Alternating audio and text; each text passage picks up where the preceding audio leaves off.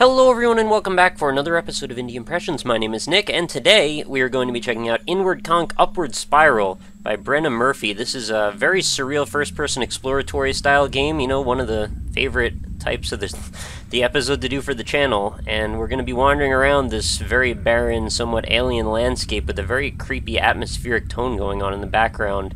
Doing a little bit of exploration and seeing what on earth is going on in the center of our little world here, why there are so many rainbows and reflections.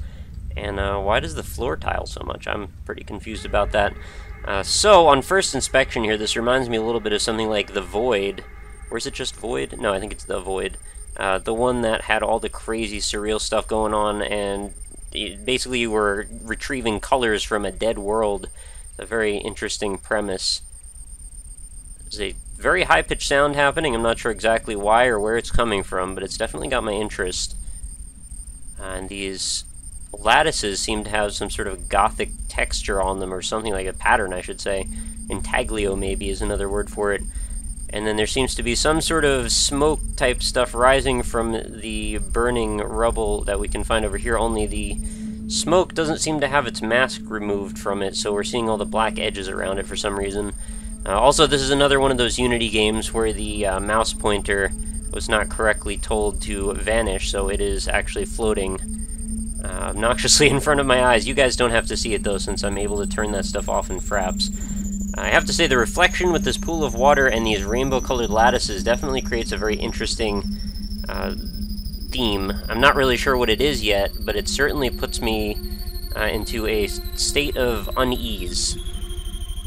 And the fact that there's some high-pitched sounds going on, some low-pitched rumbling, a couple of little hits of maybe sounds almost like trumpets or something happening very, very far away. It certainly is unexpected. Alright, so we've got a very large structure here that we can't quite make the shape of out because of the lack of shading on it, which is, I don't know if it's an intentional or unintentional thing, but it's certainly a strange-looking structure, so we're going to walk all the way around and make sure that there is nothing worth seeing on the outside of it. It seems like it's fairly symmetrical all the way around, so I guess we'll enter through the front, and then we'll take a look around inside if this is a thing that we get to explore through. Hopefully this isn't the entire world, just these couple of little bits of lattice, and oh geez. Okay, well, we have entered a new universe here.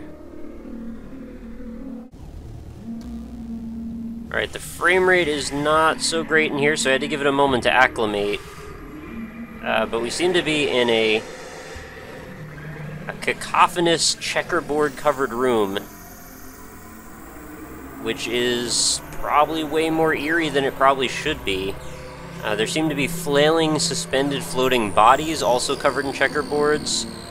Parts of them seem to have disappeared or are not visible. And they're moving in a creepy way that I can't quite put my finger on.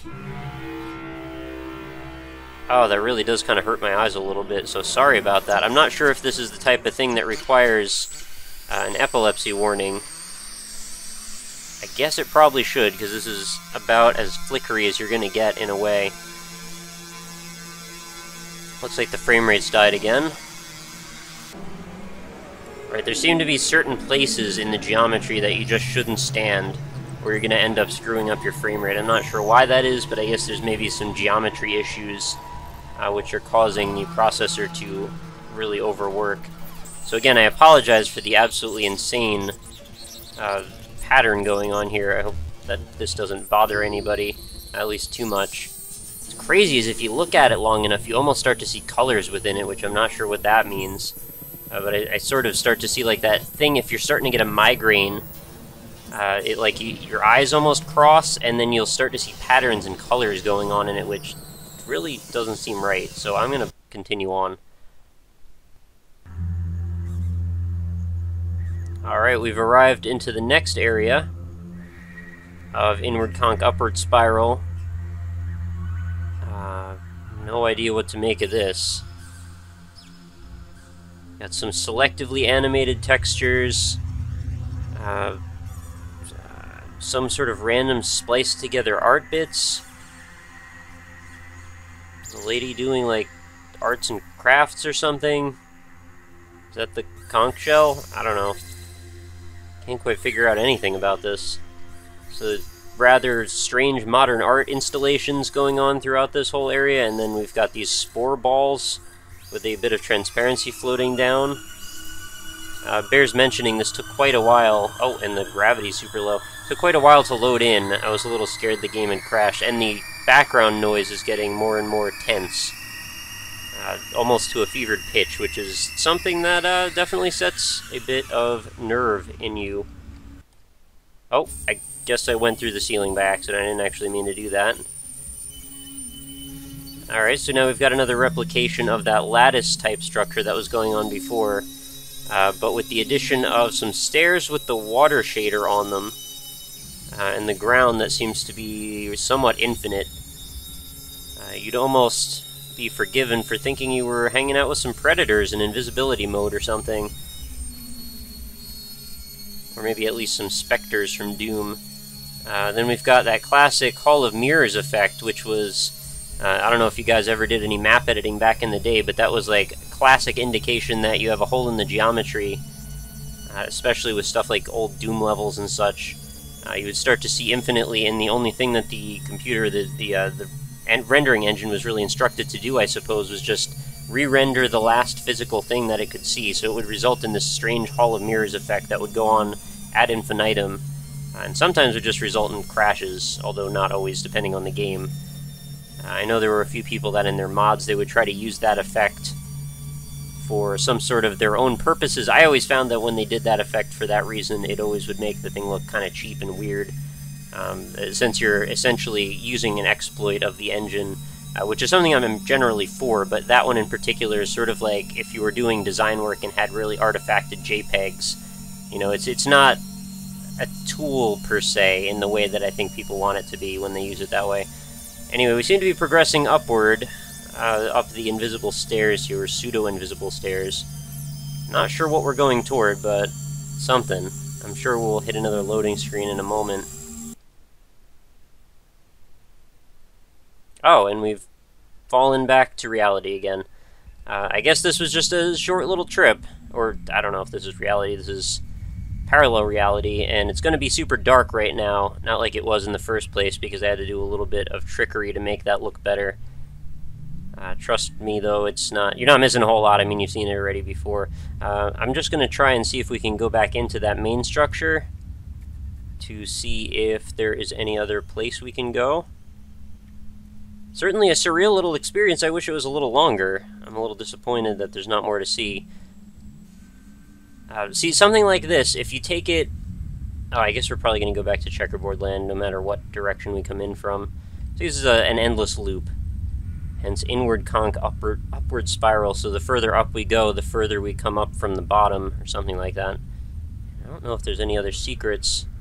I don't think there really are. So if you could take a concept like this and add on some really good production value, and when I say good, I don't mean it has to be stunning, but just like, you know, work out some of the little kinks, like the overly repetitive floor tiling here, this vast open space that ends and terminates in sort of this repeated fence. You know, just work on little things like that, fix the masking issues going on with that smoke over there, and just generally make a little bit more content. And I think that this is the type of thing that there is a market for, so to speak. I know market is probably not the correct word, but an audience perhaps is probably closer. I'm always up for surreal, bizarre experiences. This is definitely up there as one of the better or more bizarre ones anyway. So for those of you out there looking for weird, this definitely doesn't disappoint. Just might not have enough meat to really, you know, satisfy anyway.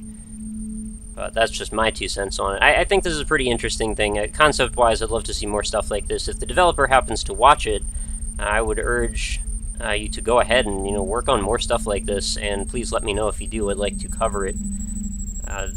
There were other games I've covered, like, what was it, the unnamed game, Untitled, you know, whatever that was called, that tried to take a similar approach, but then also wanted to terminate in some sort of a, like, vast philosophical statement, and just sort of came across really flat. This one, thankfully, doesn't go for anything pretentious. It's just, like, straight up weird, which I kind of respect in a strange way. I have no qualms playing through stuff like this, so please, anybody out there watching, feel free to go be wild, be abstract, be surreal, see where it goes. and send me links to it. I'd love to try it out. So, I mean, I'm sure you could liken this to some sort of an art movement, this type of game, and I never really feel particularly compelled to have to tie reality to anything. Oh, I wonder if I can walk through this and go somewhere as well. Probably should try, right? No. Alright, this one doesn't seem to do anything. Just the other one. I really like the colors that are going on here. There's something very cool about the way it looks. The aesthetics of this, even though they're kind of all over the place, they're still pretty cool. This facade of the building with this pastel rainbow going on, it's very compelling. I think people would want to walk around and look at this. You know, if you built a structure like this in reality, an actual, like, physical installation, and put this kind of lighting on it, I imagine you get quite a bit of attention to it. So the same applies to the video game world. I am a little curious why we would set this space under a somewhat naturalistic, normal sky. And then we tend to go completely off the charts when we go into this fog. You know, this sort of thing indicates that maybe we are starting in reality and working our way around it, but there's not enough really framework other than this basic stuff to give you any sort of indication. So, I don't know. It's all up for interpretation. I have no problem with that being the case. Always curious to hear your 2 cents on it. Whatever you think is going on here, please let me know. And of course, if the developer stops by, I'd love to hear your take on it as well, because I always like to see how close I am to any sort of objective truth, although a lot of the time there just isn't any of that. But I think that's probably about all I can say on the topic, so unless I wanted to go through this all again, I think you probably get the idea. But that is going to wrap us up for another episode, so please feel free to let me know your opinions. Feel free to go download this. The download link is going to be right in the description. I will give you the super abbreviated plugs today. Indie-impressions.com for all the other old episodes in the series. If you'd like to check them out, feel free to stop by. Let me know what you think. Go check out all the different games in various categories and genres, and if you have a favorite developer, feel free to type them into the search box. I also have a Facebook page for the show, which is facebook.com/indieimpressions. If you'd like to leave a like over there, just takes a second, helps me out. I've also got a Twitter. I have a Twitch as well, but that's sort of a separate issue. I have a Twitter, which is @RockLeeSmile. If you'd like to send me a tweet about pretty much anything, feel free to. Always up to talk to anybody about pretty much whatever's going on. And I also have a contact form over on indie-impressions.com, so if you want to let me know about your game, if you're an indie developer, if you're just a viewer and you'd like to suggest something, feel free to do so. I do check out pretty much every suggestion, although not every suggestion makes it to the show, but I am always up for new ideas, whatever they might be, so feel free to send me a line. I'm always happy to see. Other than that, that's pretty much it. Feel free to stop back again tomorrow. I do a new episode every single day without exception, so I do hope you'll make it back for another one. And let me know what you think of this one in the comments. As always, hope you enjoyed it, and have a lovely night. I'll talk to you tomorrow.